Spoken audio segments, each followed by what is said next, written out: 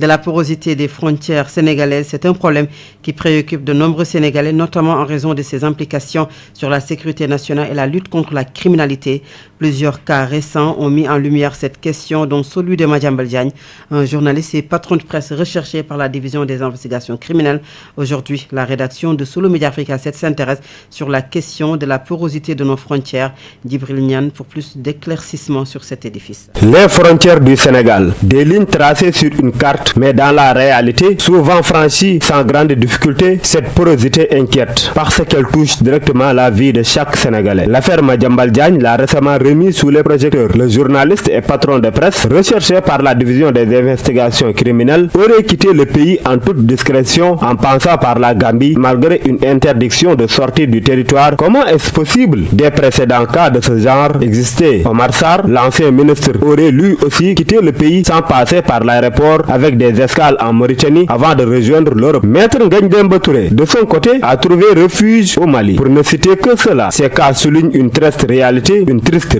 Les frontières terrestres du Sénégal sont longues, difficiles à surveiller et parfois laissées à elles-mêmes. Dans un contexte régional marqué par la menace terroriste, ces failles ne sont pas seulement un problème économique ou judiciaire, elles deviennent un risque majeur pour la sécurité nationale. Face à cette situation, il faut impérativement des solutions, à savoir renforcer les contrôles, équiper les postes frontières, former et motiver les agents, mais aussi coopérer davantage avec les pays voisins pour un suivi frontalier efficace. Les frontières sont les premiers remparts d'un pays. Les sécuriser, c'est protéger la nation, son économie et surtout ses citoyens. Dans un Sahel secoué par les menaces terroristes, le Sénégal ne peut se permettre de laisser ses portes ouvertes.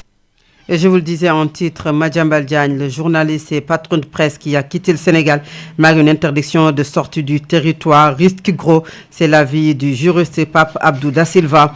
Il risque des sanctions sévères pour avoir violé l'interdiction de sortie du territoire.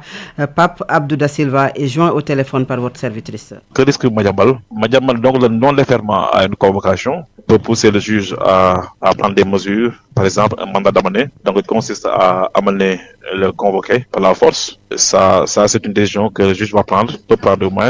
Il y a aussi le jugement par défaut. Le juge peut décider quand même avec du fait de son non présent aussi de donner une décision. Et là aussi, cette décision sera probablement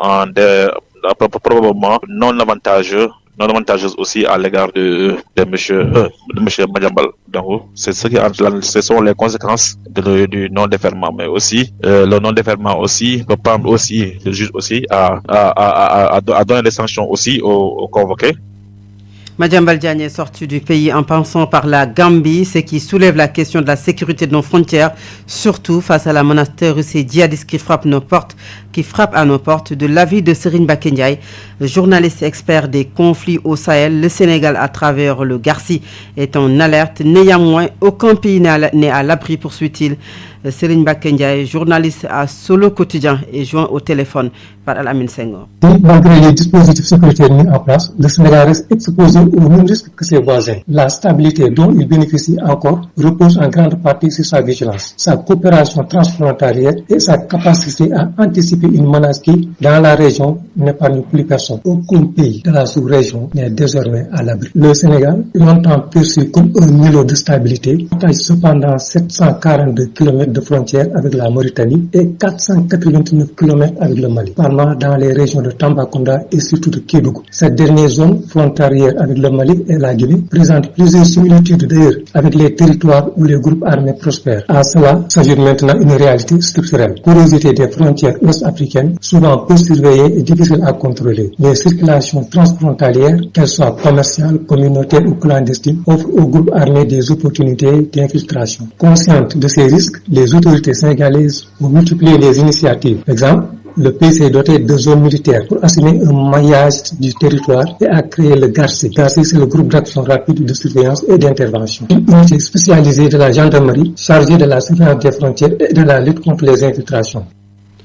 Le surpeuplement carcéral est dû aux nombreux dossiers en souffrance, mais pourquoi les gros dossiers ne le sont pas? Voilà qui permet de mieux saisir les inégalités du système judiciaire. À quand alors l'application des recommandations issues du dialogue national sur la réforme et la modernisation de la justice? Autant de questions qui méritent réflexion, n'est-ce pas, Birama Kamara?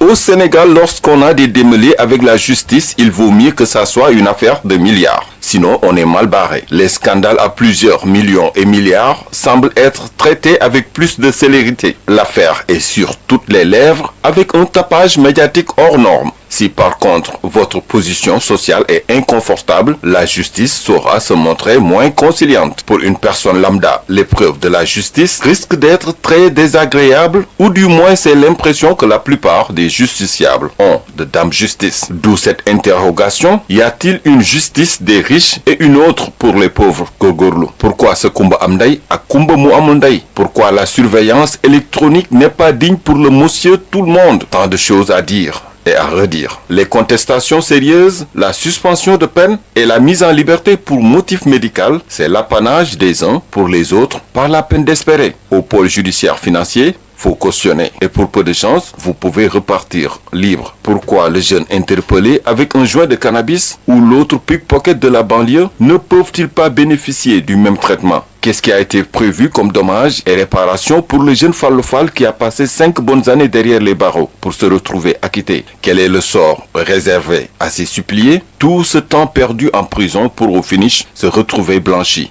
Le dossier Imam Alioune Badara Ndao est encore fraîche dans nos mémoires et tant d'autres inconnus qui ont vu leur vie basculer en détention. Mais pour le VIP, la liberté provisoire est négociable. Une liberté provisoire qui parfois même tombe dans l'oubli de Dame Justice. L'affaire